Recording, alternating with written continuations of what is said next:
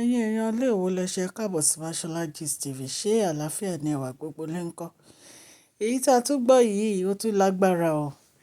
Ẹ̀yin náà mọ̀ pé bàbá wèrè ńlá wọ́n lọ sí Ọ̀yọ́, wọ́n lọ bá ọba Aláàfin, wọ́n lọ bá wọn ṣe coronation ti ọba tuntun.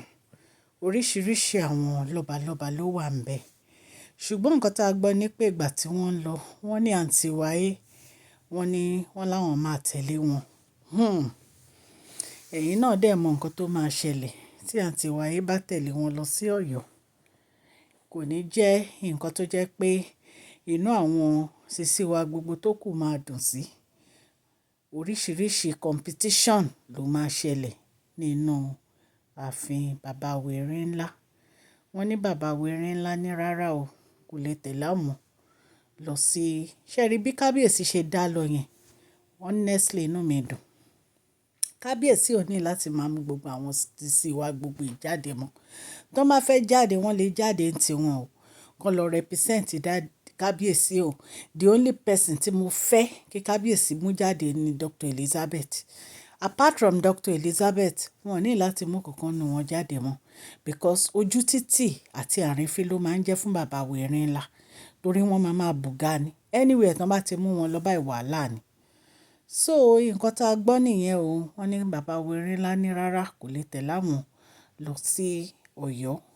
Ẹ̀yin náà mọ̀ wípé oríṣiríṣi àwọn èèyàn, ọba aládé, governors, ministers, bishop, evangelist, àfáà, gbogbo wọn ló kún òde ọba Abímbọ́lá Ọwọ́adé.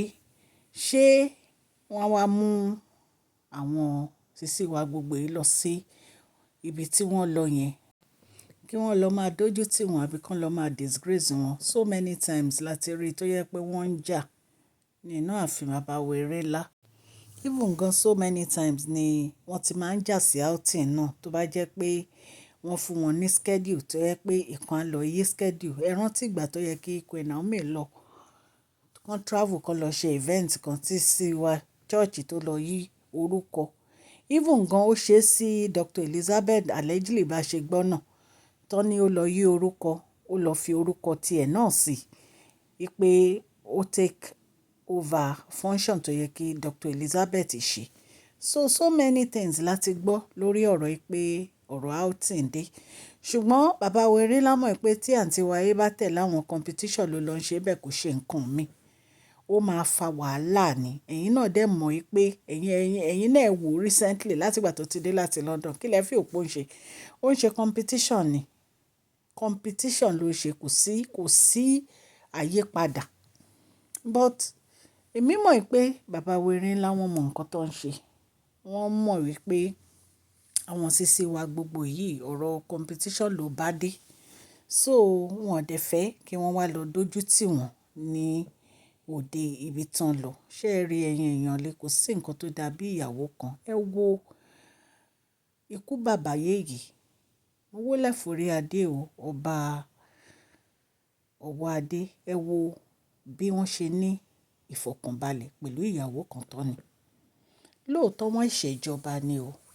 A mọ̀ pé kì í ṣe gbogbo ọba ló ń kó ìyàwó jọ. Nǹkan tó dáa téèyàn máa ní ìfọ̀kànbalẹ̀, tọkùnrin máa ní ìfọ̀kànbalẹ̀ ó ní kó má ní ìyàwó méjì kó ra lẹ́yọ kan. Nǹkan tó lè fún yàn ní ìfọ̀kànbalẹ̀ nìyẹn. Ẹ̀yin náà wo nǹkan tí bàbá wa ẹni ìtàn Adéyẹyè Ògúnwùsì. Mo wólẹ̀ forí adé o kábíyèsí. Ẹ wo nǹkan tó ń go through nínú palace yẹn pẹ̀lú gbogbo àwọn sisi gbogbo tán kó jọ sínú palace. Ẹ wo nǹkan tó ń go through competition nínú palace. Oríṣiríṣi nǹkan ló ń gbé wọnú palace. Èyí tán ti wú, èyí tán ti rí, èyí tán ti kí ló dé? So gbogbo àwọn nǹkan báyìí ó ka bàbá wèrè ńlá láyà.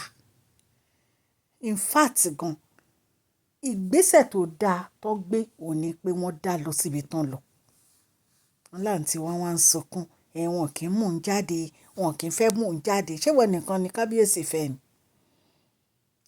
The only person tí kábíyèsí lè mú jáde tó lè ní ìfọ̀kànbalẹ̀ ni Dr. Elizabeth tí wọ́n bá ti mú Queen Naomi jáde. Láti ọjọ́ yìí tí àwọn àti Queen Naomi ò ti jọ jáde, tí wọ́n bá Queen Naomi ya fọ́tò, tí wọ́n bá wọn ṣe anything, kí lẹ expect? Kí lẹ expect? Ẹ wo ìgbà tí kábíyèsí lọ yọjú sí i níbi ìkọ́ ẹ̀rí tó ti ní kán sáré ya fọ́tò wọn àti kábíyèsí, ó wá post ẹ̀ sórí social media. Competition ó ti ru àǹtí wa yìí lọ́rùn jù. Kí ló dé? Kí ló dé? Queen Naomi ò dẹ̀ ń sọ̀rọ̀. Wọ́n kàn ra fi wọ́n sílẹ̀ ní kán máa jàjà wọn. Wọ́n kàn ra ń wò wọ́n ni. Queen Naomi ń try o. Èmi tó ń gbénú Queen Naomi tó ń fún wọn ní peace of mind báyẹn. Wàláì, irú ìgbésí ayé báyẹn ni mo fẹ́. Ẹ rí bí ìgbà tó yẹ pé ẹ wo Queen Naomi nínú picture tí mo post, ẹ wo bọ́n ṣe wà peaceful. Bí ìgbà tó jẹ́ pé kò sí nǹkan kan tó ń bọ́dà wọn rárá. Wọ́n máa fi ra wọn lọ́kàn balẹ̀, wọ́n á jẹ́ káwọn èèyàn kan wá pọ́n nǹkan kan fáwọn ní hypertension. Pẹ̀lú gbogbo wọn dẹ̀ ní bó ṣe wà nínú palace wọn ní fọkànbalẹ̀. Wọ́n ń du palace mo fẹ́ gbé o, palace mo fẹ́ gbé o. Still yet kò sí fọkànbalẹ̀. Ẹ̀yin èèyàn lé àfikọ́lọ́ Elédùmarè kó ṣàánú wa, kó kó wa yọ. Èyí tá a tún gbọ́ nìyẹn o, wọ́n ní kábíyèsí ní rárá o, kò lè tẹ̀lé àwọn lọ sọ́yọ́ o, àwọn ò fẹ́ wàhálà o, kó ra jókòó sínú palace. Ṣé bí palace náà ń wá kán jókòó sínú palace? Tá a gbọ́ nìyẹn, ẹ̀yin ará ilé, ta ní ká mú wá fún yín. Mo dúpẹ́ lọ́wọ́ gbogbo etí tó ń gbọ́ mi ò ní ilé lóko àtìlẹ́yìn òdì. Ọlọ́run Elédùmarè ọba láàánú á ṣàánú fún gbogbo yín o. Di agbára Ọlọ́run.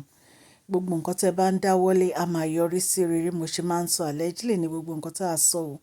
Tá wa torchlight sí bàbá wẹ̀rin lágbé inú ààfin o. Ọlọ́run Elédùmarè á dùn gbogbo wa nínú o. Ìdùnnú ayọ̀ àlàáfíà ló máa jẹ́ tiwa. Máṣọ́lá lórúkọ mi, kò yí padà. ń sọ̀rọ̀ nípa celebrity gist, royal gist, politics àti gbogbo nǹkan tó ń ṣẹlẹ̀ ní agbègbè orílẹ̀-èdè bàbá wa ní ilẹ̀ Nàìjíríà. Tẹ́ bá ti subscribe, ẹ tẹ notification bell yín kẹ́ subscribe so that a bá ti post any gist ẹ máa rí.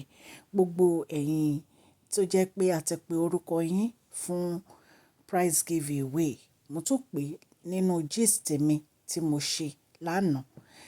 A máa post orúkọ yín, ẹ máa rí. Gbogbo ẹ̀yin tẹ́ ń ṣe ọjọ́ ìbí, happy birthday, long life and prosperity. Ẹ̀mí yín á ṣe púpọ̀ ọdún láyé o. Gbogbo ẹ̀yin tẹ́ bá dé tí subscribe, ẹ subscribe o. Ọlọ́run á nífẹ̀ẹ́ yín. Bá mi fún fídíò yìí ní thumbs up o. Ó ṣe pàtàkì fún channel wa. Please share this video, like and subscribe. God bless you. Mashola Gist TV. Love you all.